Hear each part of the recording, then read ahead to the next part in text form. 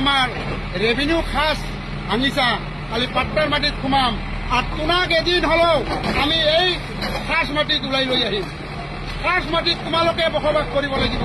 তোৰ 14 গুৰিয়ে খাস মাটিত বসবাস কৰবে। এতিয়াৰ পৰা আমি এটাই ধ্বনি দিম, নাৰে তাকবীৰ, আল্লাহু আকবাৰ, নাৰে তাকবীৰ, আল্লাহু আকবাৰ। অসমীয়া সাৰ পাব সময় হৈ গ'ল। সদায়তো হিমন্ত বিশ্ব শৰ্মা নাথাকে, কিন্তু 20 বছৰ পিছত আজি বুঢ়া মানুহজনে যিখিনি কথা কৈছে মই তেওঁক বেয়া পোৱা নাই। তেওঁতো তেওঁলোকৰ মনৰ ভাৱৰ কথা কৈছে।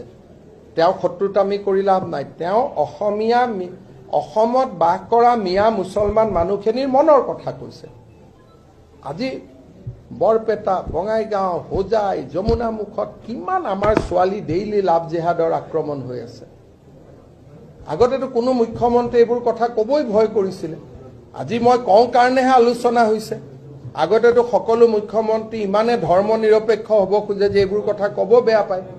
মই এটা সাহসেৰে কৈ আছো। আৰু মোৰতো পাবলগীয়া একো নাই, মইতো জীৱনত যি পাব লাগে পালো। কিন্তু মই নিশ্চিতভাৱে জানো যে অসমীয়া মানুহৰ কাৰণে অমংগল আমাৰ দুৱাৰ মুখত আছে।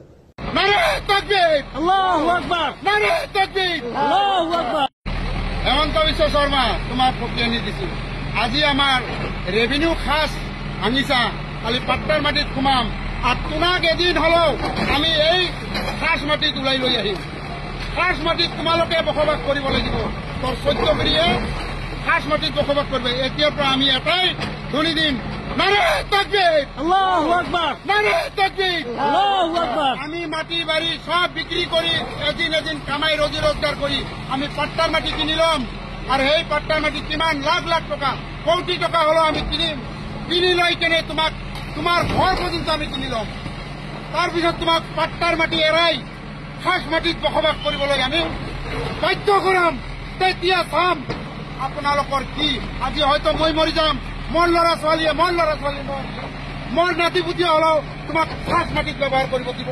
ইয়াৰ কাৰণে আমি বাধ্য হ'ম, আমি বাধ্যতা কৰিম। আৰু জিআই প্ৰশাসন লগাই দি আমাৰ যিটো অত্যাচাৰ কৰি আছা, সৰু সৰু ল'ৰা ছোৱালী মাকৰ গাখীৰ খায়, নান্দৰ কুঁৱাৰ পানী দমকল গোটেইখিনি ভাঙি দি আছে। পানী খোৱা পৰ্যন্ত আপোনালোকে ব্যৱস্থা কৰি দিছে। পানী না যাতে খাব নোৱাৰে, মৰি যায় মানুহে। এইখিনিয়ে ক'লো।